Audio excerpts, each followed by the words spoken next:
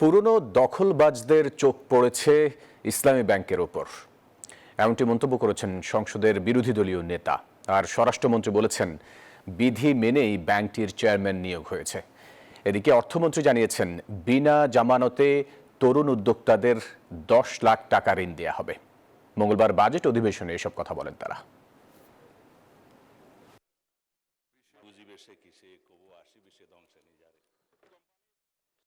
ফেসিবাদ পরবর্তী সময়ে ব্যাংকটি ধীরে ধীরে ঘুরে দাঁড়াতে শুরু করে এবং গ্রাহকদের আস্থা পুনরুদ্ধারের পথে অগ্রসর হচ্ছিল। 1 বছরের ব্যবধানে ব্যাংকের মুনাফা 108 কোটি টাকা থেকে বেড়ে 137 কোটিতে উন্নীত হয়।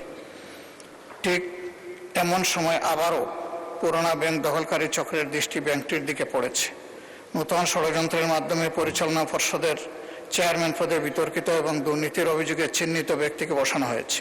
এই যে ইন্টারিম গভর্নমেন্টের সময় দখলদারিত্ব এবং মব সৃষ্টির একটা পায়তারা যে ছিল, সেগুলোরও তদন্ত করা হবে।